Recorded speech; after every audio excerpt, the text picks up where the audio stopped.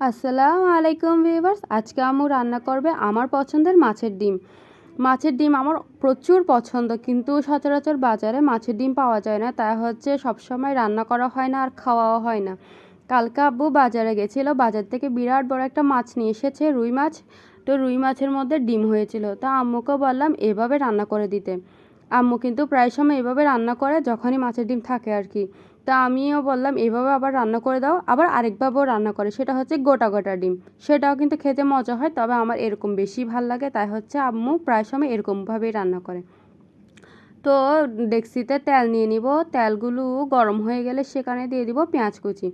পেঁয়াজগুলোকে ভালো করে নেড়ে চেড়ে সামান্য একটু ভাজা ভাজি করে নিবে, যাতে একটু ক্রিস্পি ক্রিস্পি ভাব আসে, এতে কিন্তু খেতে ভালোই লাগে, তাই হচ্ছে আম্মু এরকমভাবে ভেজে নিয়েছে। তারপর দিয়ে দিবে মরিচ কুচি। মরিচ গুঁড় আপনারা চাইলে গোটাও দিতে পারেন, আবার ছিঁড়েও দিতে পারেন, তবে মরিচ কুচি দিলে কিন্তু ডিমের সাথে মিশে যায়, এতে কিন্তু খেতে ভাল লাগে। তারপর দিয়ে দিচ্ছে কয়েকটা টমেটো। টমেটোগুলো এভাবে দুই ফালি করে দিচ্ছে, টমেটোগুলো কিন্তু পরে দিয়ে গলে যাবে, তাই হচ্ছে দুই ফালি করে দিচ্ছে। আপনারা চাইলে কুচি কুচি করেও দিতে পারেন বা টমেটো বাটাও দিতে পারেন, তবে সস দিলেও ভাল লাগে খেতে, কিন্তু টমেটো বাটাই বেস্ট আর কি। তারপর দিয়ে দিচ্ছে মাছের মশলা আর হচ্ছে সামান্য পরিমাণ লবণ। যেহেতু মাছের মশলার মধ্যে হলুদ আছে, তাই হচ্ছে আম্মু হলুদ আর এক্সট্রাভাবে দেন। আপনারা চাইলে সামান্য পরিমাণ হলুদও দিতে পারেন, তবে 1 চিমটি দিবেন, এতে ভাল লাগবে। বেশি দিলে কিন্তু হলুদের গন্ধ চলে আসবে।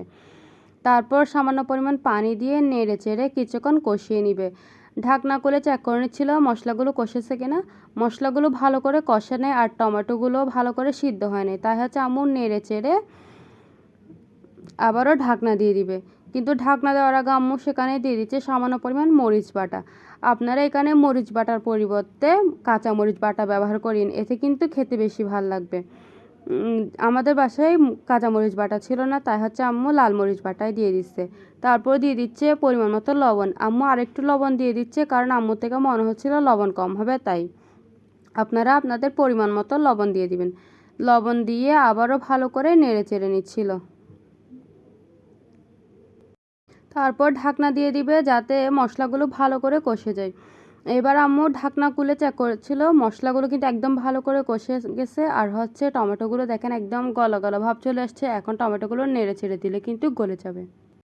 এবার দিয়ে দিচ্ছে আগে থেকে ডিমগুলোকে আম্মু সামান্য পরিমাণ পানিতে ভালো করে কচলে কচলে মেখে নিয়েছে, যাতে পানির সাথে ডিমগুলো মিশে যায়, তাহলে ভালো করে রান্না হবে। না হলে কিন্তু পানিতে দেওয়ার ঝোলের মধ্যে দেওয়ার সাথে সাথে কিন্তু দলা পেকে যাবে আর খেতে ভাল লাগবে না, বা দেখতেও ভাল লাগবে না, মানে আমি যেরকম পছন্দ করি ওরকম হবে না আর কি।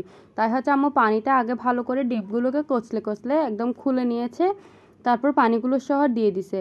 তো কিছুক্ষণ নেড়ে চেড়ে দেখেন, যখন ডিমগুলো সিদ্ধ হয়ে গেছে, একদম এরকম কালার চলে এসেছে।